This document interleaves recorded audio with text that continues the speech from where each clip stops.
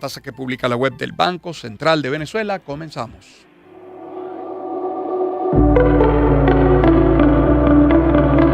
Lecturas que vislumbran el acontecer informativo. Con Román Losinski. Son las 6:16 de la mañana. Comencemos con esto que titula Mundo UR. Y es que la Oficina Externa de Estados Unidos para Venezuela anunció en su cuenta oficial en X que la mañana de este sábado fue izada la bandera de Estados Unidos exactamente 7 años después de haber sido retirada en el año 2019. Mismo día. Poca gente sabe que la sede de la Embajada de Estados Unidos en Caracas también cuenta parte de la historia de nuestra ciudad. Este es un reporte de Valentina García Inagas. Las relaciones diplomáticas entre Venezuela y Estados Unidos comenzaron en el año 1830. Poco después de la separación de la Gran Colombia, cuando llegó el primer representante estadounidense, John Williamson. Durante décadas, la legación funcionó en casas alquiladas en el centro de Caracas, algo muy común en el siglo XIX. No fue sino hasta finales de los años 50 cuando se construyó una sede moderna. Ese edificio, ubicado cerca de la avenida Francisco de Miranda, respondía al estilo arquitectónico corporativo de la época. Incluso tenía una pieza artística muy particular, una pantalla escultórica tridimensional llamada Screens, atribuida al artista Harry Bertoia. Pero la sede actual es mucho más reciente. Está en Colinas de Valle Arriba, en el municipio Baruta, y fue diseñada por el arquitecto Gunnar Birkerts. Su construcción comenzó en 1991 y el complejo se inauguró en 1995. A diferencia de las embajadas tradicionales en el medio de la ciudad, esta fue concebida como un campus diplomático. Edificios bajos, amplias áreas verdes y un gran perímetro de seguridad. Un modelo que Estados Unidos empezó a aplicar en muchas de sus embajadas alrededor del mundo. Esta historia suma ahora un nuevo capítulo. Después de años sin actividad diplomática plena, este fin de semana volvió a verse un gesto cargado de simbolismo: la bandera de Estados Unidos izada nuevamente en la sede de la embajada en Caracas. Y en F, leemos que por su parte Delcy Rodríguez anunció que muy pronto Venezuela izará su bandera en la Embajada de Estados Unidos, como lo hizo ese sábado la legación de ese país en Caracas. Cito textualmente: muy pronto estaremos izando la bandera de nuestro tricolor de Venezuela en los Estados Unidos, en nuestra embajada, lo dijo Rodríguez en un acto transmitido por el canal del Estado. Ahora, cambiando de tema y sobre presos políticos, CNN nos tiene que la organización no gubernamental Foro Penal informó el viernes que 690 personas detenidos por motivos políticos han sido excarcelados en Venezuela desde el pasado 8 de enero, cuando el Ejecutivo anunció que se liberaría, en su momento se dijo, a un número importante de detenidos venezolanos y extranjeros. Esta es la cifra a la fecha de Foro Penal. Ahora, la Plataforma Unitaria Democrática exigió este sábado liberaciones masivas y transparentes de detenidos por motivos políticos en el país, al indicar que desde enero también, hasta la fecha, ha verificado la excarcelación, en este caso de 727 de estos detenidos. Y en Mundo UR leemos que finalizó la protesta que realizaban los parientes de los privados de libertad en la estación policial Zona 7. Francisco Cáceres tiene la información. Madres y familiares de detenidos en el centro de reclusión conocido como Zona 7 en Caracas levantaron el campamento instalado desde enero para exigir la liberación de sus seres queridos. De acuerdo con el Comité por la Libertad de los Presos Políticos, las últimas 5 mujeres de 20 familias iniciales que permanecían en el lugar tomaron sus pertenencias la noche del viernes. Aseguraron que continuarán ejerciendo acciones para que sus familiares sean excarcelados. Organizaciones de la prensa en Venezuela denunciaron este sábado 14 de marzo que un tribunal negó la amnistía solicitada por la periodista Ana Carimena, excarcelada en enero, un caso que se suma al del abogado Perkins Rocha. Tanto el Sindicato Nacional de Trabajadores de la Prensa como el Colegio Nacional de Periodistas confirmaron a EFE la negativa del tribunal a la solicitud de Mena, quien fue detenida en abril 2025 acusada de instigación al odio y publicación de noticia falsa. Sobre el caso de Rocha, hay otras notas. Muchos han expresado su solidaridad y han hecho exigencias. Ejemplo, confirmado nos tiene las 3 notas. La primera, el dirigente opositor Juan Pablo Guanipa afirmó el sábado que no existe fundamento legal para mantener restricciones contra el abogado Perkins Rocha y exigió que se le conceda libertad plena de manera inmediata. A través de un mensaje publicado en redes sociales, Guanipa sostuvo que el dirigente opositor continúa siendo víctima de una decisión que considera arbitraria pese a los avances recientes en materia de excarcelaciones. La segunda, Enrique Capriles denunció este sábado a través de sus redes sociales la decisión judicial de declarar sin lugar la solicitud de amnistía presentada por la defensa del doctor Perkins Rocha. Lo calificó de injusticia inaceptable y un precedente peligroso para la recientemente aprobada ley de amnistía. Y la tercera tiene que ver con Freddy Superlano, quien rechazó categóricamente también la decisión judicial que niega el beneficio de amnistía a Perkins Rocha. A través de un video difundido también en redes sociales, Superlano calificó el hecho como un problema tremendamente grave que desvirtúa el propósito original de la normativa, refiriéndose a la ley de amnistía. Y el Nacional nos tiene que, para el Foro Penal, la libertad de los detenidos por motivos políticos no debe depender exclusivamente de decretos o de gracia o de amnistías. Alfredo Romero, presidente de la organización, ha puesto el foco en una necesidad mucho más profunda sobre la transformación estructural del sistema de justicia venezolano. Desde las inmediaciones del centro penitenciario de Yare, en Miranda, Romero enfatizó al señalar que el foco del debate no puede reducirse únicamente a la aplicación de amnistías. 622. Confirmado nos tiene que el Cuerpo de Investigaciones Científicas Penales y Criminalísticas citó a Carmen Teresa Navas, madre del detenido Víctor Hugo Quero Navas. El CICPC asegura que la citó para investigar la denuncia en redes sociales, reportó la periodista Marjorie Méndez a través de las suyas, de sus propias redes sociales. Y también en confirmado leemos que el político Luis Florido anunció este domingo que el dirigente del Partido Voluntad Popular, John Goicoechea, solicitó ser amparado por la ley de amnistía en Venezuela que había sido aprobada. Por su parte, el dirigente de Primero Justicia, Samuel Díaz, anunció su regreso al país en una publicación en su cuenta en Instagram. Y Mundo UR nos tiene que directivos de medios y profesionales de la comunicación sostuvieron un encuentro con representantes del Programa por la Paz y la Convivencia Democrática. Esto para impulsar un debate que permita establecer el respeto mutuo. Es un reporte que tiene Derlis Marchán Pérez. Ernesto Villegas, coordinador del Programa por la Paz y la Convivencia Democrática, informó que se escucharon ideas de todos los sectores de la comunicación. Viernes, 6 de la tarde. He percibido una disposición a superar acontecimientos dolorosos y dar paso a un nuevo relacionamiento, que se haga normal, que un ministro, un alto funcionario acuda a los medios de comunicación, que responda a las preguntas formuladas con respeto, que los medios de comunicación y los periodistas no sustituyan a los partidos políticos ni a los líderes políticos. En representación del Gobierno Nacional estuvo presente Gustavo Villapol, viceministro de Gestión Comunicacional. También intervinieron académicos, estudiantes, gremios y activistas. Del Valle Canelón, secretaria general del Colegio Nacional de Periodistas. Hay puntos de encuentro entre las diferentes voces que se presentaron, tanto por parte de los gremios como por periodistas, es cosa que nos satisface. Marcos Ruiz, secretario general del Sindicato Nacional de Trabajadores de la Prensa. Con el compromiso honesto de trabajar de la mano de quien sea necesario trabajar para lograr garantías para todos. El Programa por la Paz y la Convivencia Democrática desarrollará el próximo viernes las mesas de trabajo con temas vinculados a la soberanía, la libertad de expresión y la participación ciudadana. Y Delcy Rodríguez anunció una agenda binacional con Colombia para actuar contra el narcotráfico, la delincuencia organizada y grupos irregulares. Un reporte de Daniela Rojas. Desde el Palacio de Miraflores en Caracas, los gobiernos de Venezuela y Colombia instalaron este viernes 4 mesas de trabajo de alto nivel con el objetivo de afianzar los lazos diplomáticos entre ambos países. En el encuentro abordaron temas en materia de relaciones exteriores, seguridad, defensa, comercio, turismo, energía y petróleo. Rodríguez informó que en la mesa de relaciones exteriores, los cancilleres de ambas naciones, Iván Gil y Rosa Villavicencio, trabajaron en una hoja de ruta para celebrar una comisión binacional que se realizará el 23 y 24 de abril en Maracaibo. Delcy Rodríguez, presidenta encargada. Tenemos una frontera que es muy activa y nosotros estamos llamados, y es lo que yo saludo de este encuentro, a la coordinación inmediata, al intercambio de información permanente, al trabajo de inteligencia donde podamos intercambiarnos nuestros sistemas de inteligencia para dar combate al narcotráfico, por ejemplo, para dar combate a la delincuencia organizada,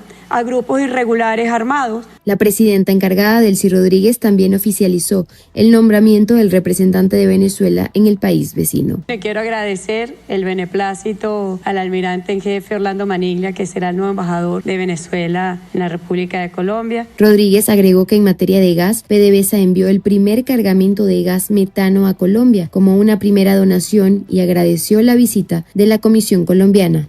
Economía. En Mundo UR leemos que después de más de una década sin importar gas licuado de petróleo desde Venezuela, los primeros camiones con este insumo cruzaron la frontera y llegaron a Colombia. Tenemos el reporte de Oscar Pineda. 4 camiones cisternas cargados con gas licuado de petróleo de 1.000 barriles cruzaron la frontera hacia Colombia desde el estado Táchira. Las unidades entraron por el puente internacional Simón Bolívar con destino al departamento del norte de Santander. El primer intercambio energético de este tipo se produjo como una donación inicial de PDVSA desde que se suspendieron las exportaciones de gas venezolano hacia Colombia. Recordemos que la cooperación energética entre Colombia y Venezuela comenzó a retomarse tras la normalización de las relaciones diplomáticas entre ambos gobiernos. También se discute la eventual reactivación del gasoducto binacional Antonio Ricaurte, una infraestructura que conecta La Guajira en Colombia con el estado Zulia y que permanece fuera de operación desde hace varios años. El ministro de Energía y Minas de Colombia, Edwin Palma, espera que antes que termine el gobierno del presidente Petro se pueda rehabilitar esta estructura para enviar gas natural desde ese ducto.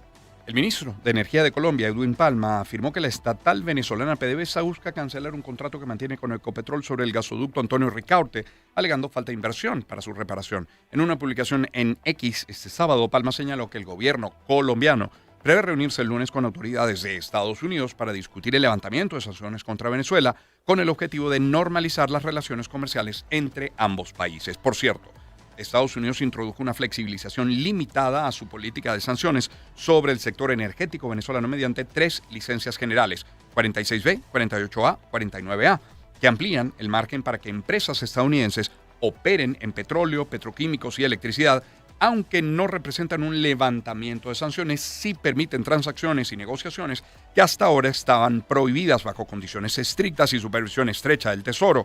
Las licencias, y así lo leemos de Finanzas Digital, emitidas el 13 de marzo de 2026 por la OFAC, sustituyen versiones anteriores y buscan ordenar un marco regulatorio que, pese a la apertura parcial, mantiene amplias restricciones todavía sobre pagos, contrapartes y jurisdicciones sensibles. En Mundo UR leemos que en Monagas la Cámara Petrolera pide a PDVSA implementar un plan para dar mayor provecho al gas natural e impulsar la inversión internacional a fin de ampliar la producción en la entidad. Tenemos un reporte desde allí con Johnny Moisés Ulloa. Desde el sector aseguran que el potencial gasífero monaguense es tan elevado que la producción no solo cubriría la demanda nacional, sino que alcanzaría para la exportación. Eduardo Rivas, director de la Cámara Petrolera en Monagas, sábado 10 de la mañana. El control del gas del Estado de Monagas es imperativo que se aboque PDVSA y buscar los inversionistas necesarios para poder controlar y poder vender ese gas que tanto hace falta. Y a eso es un gran paso. Rivas recalcó que la producción de gas no debe ser solo una cifra estadística, sino un motor que genere empleos y mejore los servicios en la entidad. Entonces, por eso requiere una inversión económica, pero técnica. Hay que buscar a los especialistas en la compresión de gas y sacarle un provecho rentable, recuperar esa producción de gas para el beneficio del Estado. Por otra parte, el director de la Cámara Petrolera en la entidad, Eduardo Rivas, insistió en que se inicie la exploración de nuevas zonas para conseguir petróleo liviano para ligarlo con el crudo pesado que hay en el país y así facilitar su venta. Ahora, Delcy Rodríguez rechazó este sábado la propuesta del mandatario de Colombia, Gustavo Petro, sobre un arancel cero en toda la comercialización binacional debido a la desigualdad que dijo generan las sanciones de Estados Unidos contra Venezuela. Rodríguez también informó el sábado de la entrada de $300 millones a un fondo recientemente creado para la protección social procedentes de una venta extraordinaria de fuel oil, un combustible derivado del petróleo. Eso en F, pero es que el Nacional nos tiene que Delcy Rodríguez informó el sábado de esta entrada de estos $300 millones a este fondo recientemente creado. En un acto transmitido por el canal del Estado, aseguró que se hizo esta venta para poder garantizar que se diera un incremento en el ingreso de los trabajadores, del que no dio detalles, pero el Ejecutivo Nacional inició el pago del bono contra la guerra económica correspondiente a marzo, dirigido a trabajadores activos del sector público a través del sistema Patria. Para este periodo, el beneficio registró incremento de 25%, pasando de $120 a $150. Según reportes de portales especializados en economía, el monto del incentivo es de 66.450 bolívares, equivalentes a $150, de acuerdo con el tipo de cambio publicado por el Banco Central de Venezuela. Hagamos un alto en la lectura de estos nuestros titulares y vamos inmediato con algo de música. Volveremos sobre ellos a información económica, el resto del panorama nacional, el internacional, el deportivo, y les comentaremos qué tenemos para el programa el día de hoy. Antes, The Romantics y Talking in Your Sleep.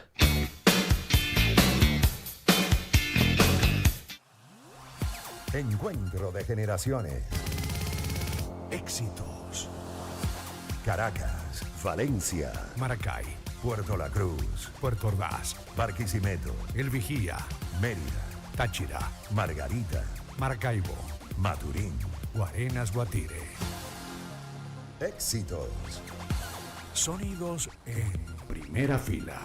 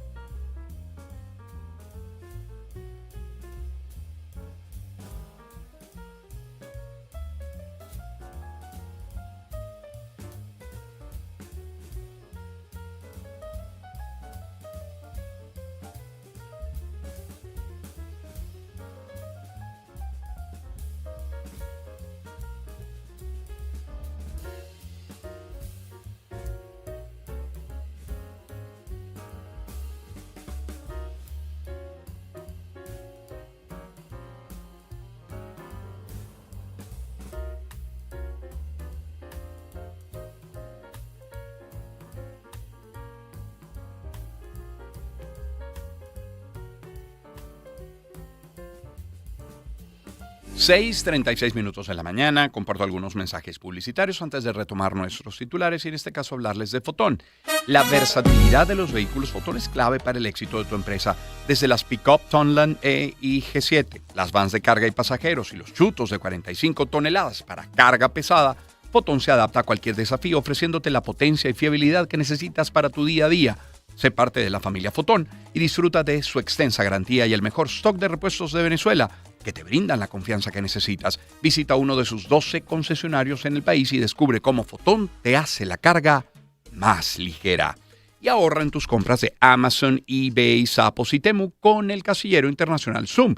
Y disfruta de 7% de ahorro en tus compras y recibe tus paquetes desde el exterior de la manera más segura. Solo necesitas registrarte en casilleros.zoom.red. Disfruta de la tranquilidad de estar en las mejores manos porque nadie lo hace mejor que Zoom. Y a ver, el secreto de una buena comida no es solo la sazón, es la calidad de los ingredientes también. Y eso aplica para todo, por eso en tu cocina no puede faltar el aceite Por Tu Mesa. 100% puro de soya y hecho con orgullo por manos venezolanas. Un aceite que no cambia el sabor de tus comidas, sino absorbe el sabor de los alimentos. Por Tu Mesa es tu aliado en la cocina. Si buscas un aceite de calidad y a buen precio, busca tu aceite Por Tu Mesa. Calidad en tu mesa, @portumesaVE.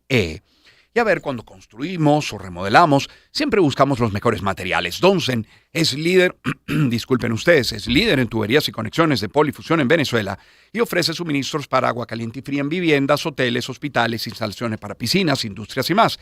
Donsen brinda productos de fácil instalación, mayor resistencia, además de piezas y conexiones únicas, porque verde puede ser cualquiera, Donsen es una sola. Que no te metan gato por liebre. Recuerda otras líneas como Firetech y Amarilla. Visita @DonsenPPR y donsenvenezuela.com. Cierro hablándoles de Grupo San Simón. En ganadería, la sostenibilidad es una forma de vivir el día a día. Grupo San Simón trabaja con un sistema de pastoreo rotacional.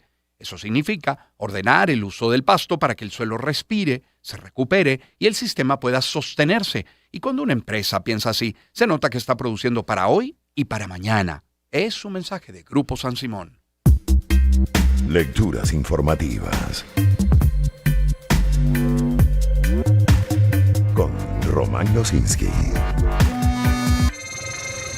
6:39 minutos de la mañana, retomamos los titulares nacionales con esta notate. El Nacional, precisamente el Ejecutivo, inició el pago del bono contra la guerra económica. No, me había quedado justo, que había pasado de $120 a $150, un incremento de 25%. Ahora, confirmado no tiene la respuesta, y es que sindicalistas y empleados consultados en las protestas recientes coinciden que la medida deja mucho que desear. Representantes gremiales calificaron el bono como insuficiente y ajeno a las necesidades reales. No queremos más bonos, exigimos salario digno, eso expresaron dirigentes de la red sindical venezolana. Y el Nacional nos tiene que el sector salud es uno de los afectados por los bajos ingresos económicos de las profesiones en Venezuela. Así lo aseguró el secretario ejecutivo de FETRA Salud, Pablo Zambrano. Detalló que el ingreso de los trabajadores del sector está limitado al bono de guerra económica y al bono de alimentación. Recordó que el ajuste anunciado por el gobierno nacional solo se aplica al bono de guerra económica. Con el aumento de $30 llegaríamos a $151, pero eso no es salario, es solo un ingreso de subsistencia, cita textual para ellos. Y Banca y Negocios nos tiene que para este 2026, la Confederación Venezolana de Industriales con Industria avisora un crecimiento de 2 dígitos en el sector, 12,7% en promedio, y pudiera incrementarse dependiendo de cómo se aplique el plan de financiamiento hacia el sector industrial y la fluidez de la subasta de divisas. Último aspecto en que sugieren sea mensual de manera cíclica, en el que se incluyan no solo alimentos y medicamentos, sino todos los segmentos productivos. Y hablando de eso, productores agropecuarios proponen una reforma a la Ley de Tierras y Desarrollo Agrario. Es un reporte de Ramón Vélez. Señalan que el primer paso iniciará con un conversatorio en el que participarán especialistas en esta área, ya que la idea principal es retomar el papel importante que juega en la sociedad el gremio agropecuario actualmente. Fernando Davis, representante de los productores, 10 de la mañana. Esta ley debe ser desarrollada, implementada por los productores agropecuarios en primera instancia, por las universidades, por las empresas. En este encuentro se habló de la producción, destacando que el país en el tema del café producirá más de 2 millones de quintales, los cuales saldrán desde el campo hacia el mercado nacional e internacional con los convenios de exportación que han concretado autoridades del gobierno nacional. Y sobre el tema de la conectividad aérea, confirmado nos tiene que Aerolíneas Internacionales aumenta sus vuelos con Caracas. Ejemplos: Copa Airlines pasa de 14 a 19 vuelos desde el 16 de marzo.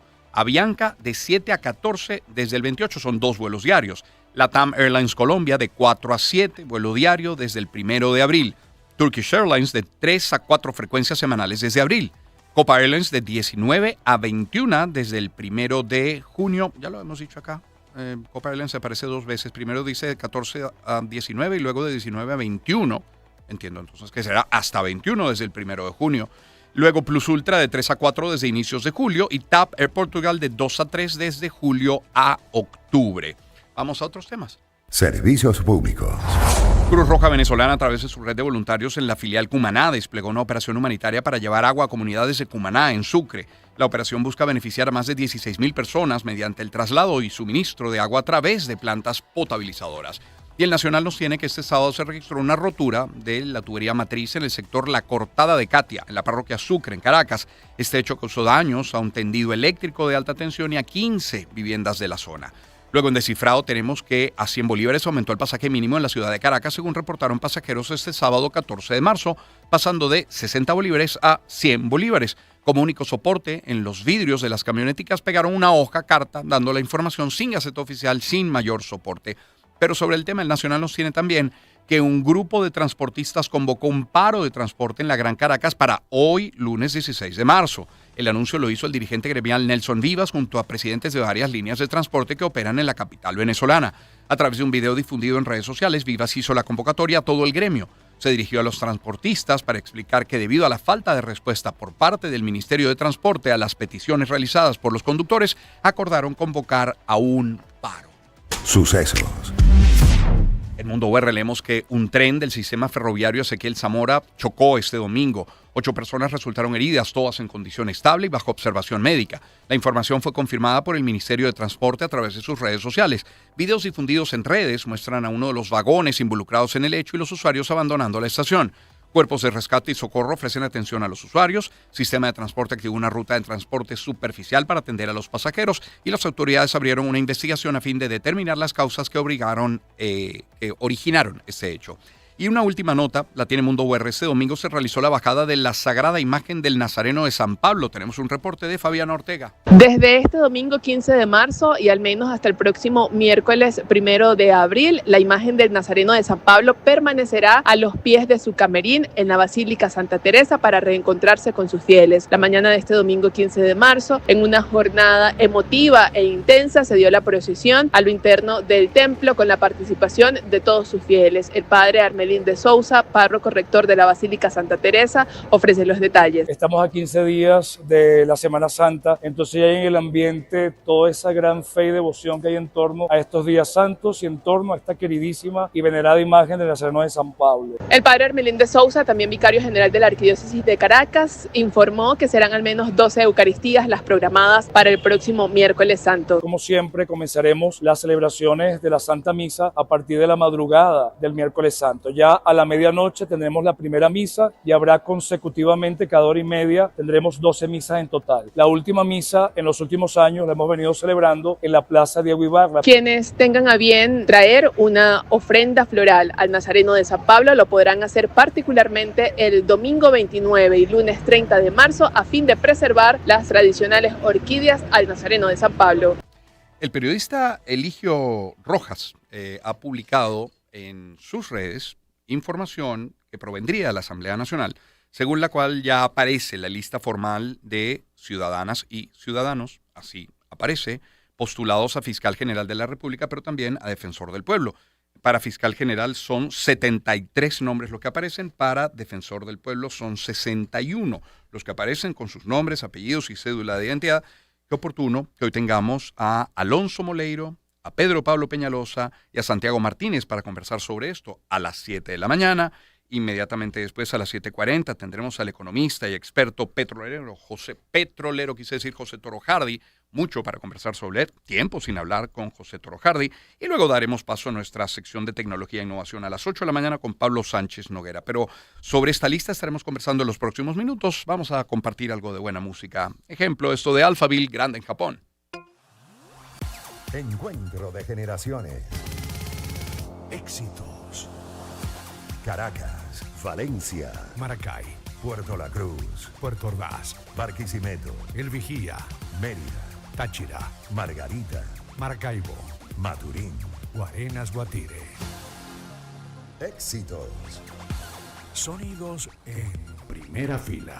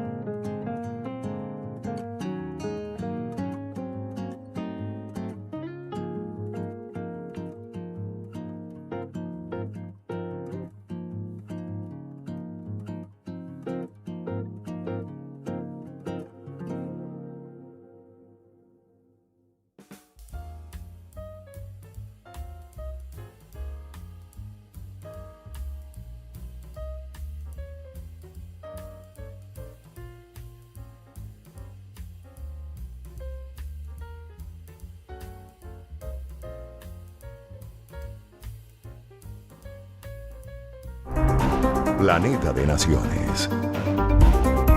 Internacionales.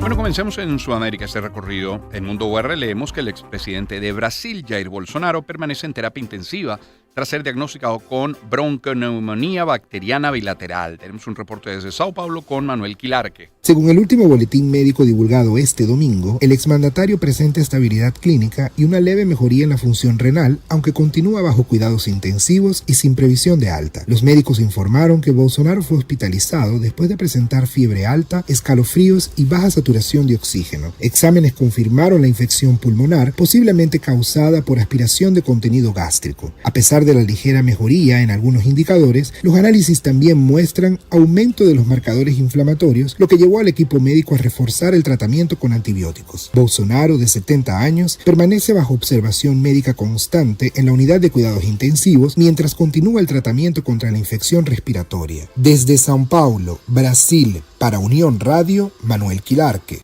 Y el presidente de Brasil, Luis Ignacio Lula da Silva, recibe este lunes en Brasilia a su homólogo de Bolivia, Rodrigo Paz, en su primera visita oficial a Brasil, y que ambos líderes pretenden aprovechar para lanzar una relación bilateral más pragmática con la firma de 5 acuerdos estratégicos. Y en Perú, el candidato presidencial del Partido de los Trabajadores y Emprendedores, Napoleón Becerra, falleció tras sufrir un accidente de tránsito. Tenemos desde Lima un reporte de Oliver Rodríguez. El accidente ocurrió en la carretera de Rumichaca en Ayacucho cuando el político de 61 años viajaba hacia el distrito de Tambo para cumplir con actividades proselitistas. Según información confirmada por integrantes de su partido, el vehículo en el que se trasladaba sufrió un siniestro en la vía, lo que provocó su fallecimiento. En el automóvil también viajaban otros miembros de su organización política, quienes resultaron heridos. Tras conocerse la noticia, diversas figuras políticas y candidatos presidenciales expresaron sus condolencias a la familia y a la militancia del Partido de los Trabajadores y Emprendedores. Becerra era fundador de esta organización política y participaba como uno de los aspirantes a la presidencia en las elecciones generales previstas para abril de este año. Y el nuevo presidente de Chile, José Antonio Kast, anunció este sábado un proyecto de ley que incluye varias medidas para combatir la delincuencia y dinamizar la economía, entre ellas la eliminación temporal del IVA para la compra de vivienda o la reducción del impuesto para las empresas de 27 a 23%. En Reuters leemos que la argentina Virginia Gamba, representante especial del secretario general de la ONU para niños en los conflictos armados, sumó su candidatura a suceder a Antonio Guterres como secretario general de la ONU. Y vamos a Ecuador.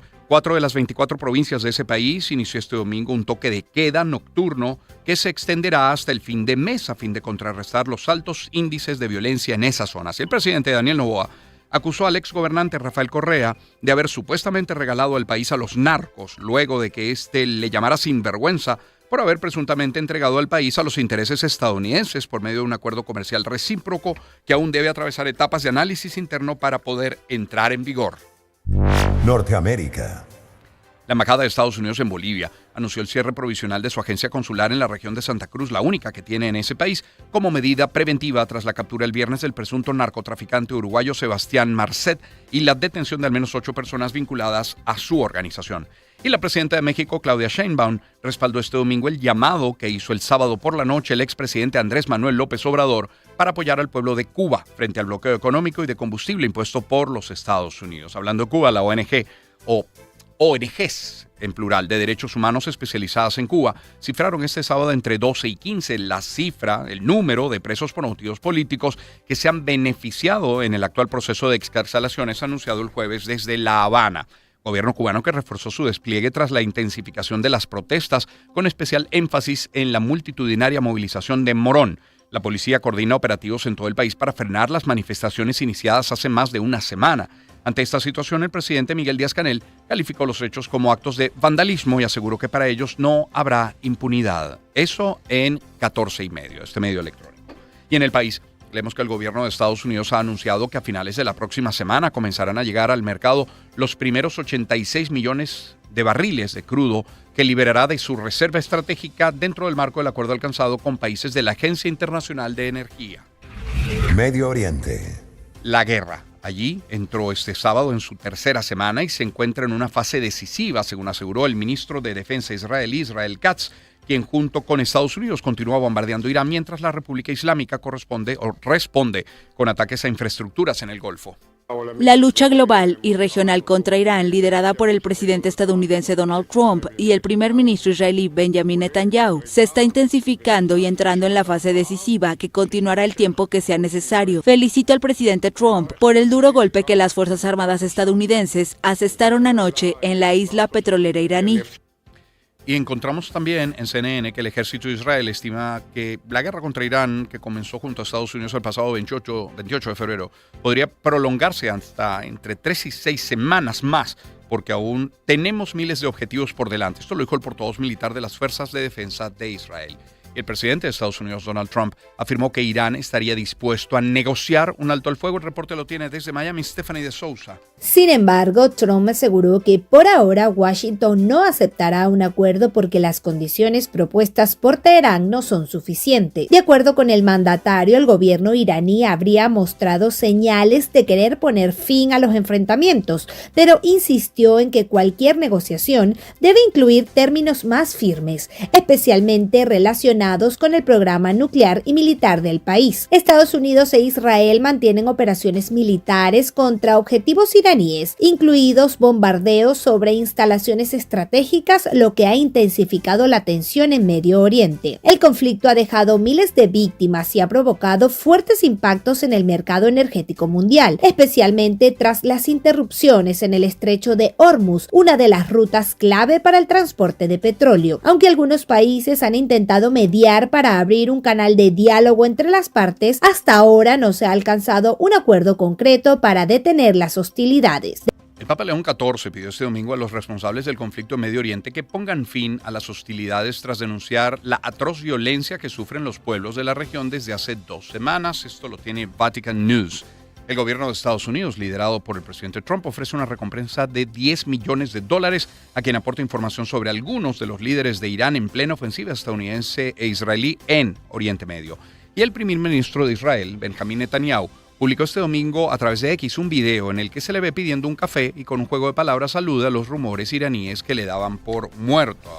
Se hizo viral una fotografía con supuestamente 6 dedos, aparece allí Netanyahu mostrando una taza de café y un vaso de café y 5 dedos y muestra las 2 manos. Pero ojo que salió de nuevo esta mañana ahora diciendo, no, es que él bebe el café, se ve claramente que bebe café, pero cuando pone de nuevo la taza sobre la mesa no ha bajado ni 1 milímetro la cantidad de café que tiene. En fin, el análisis de los videos está pasando de la raya. Un poco sobre eso, si me pregunta, vamos a hablar hoy, cuando tengamos a las 8 de la mañana a Pablo Sánchez Noguera, pues vamos a hablar de deepfakes y de la elaboración de este tipo de videos.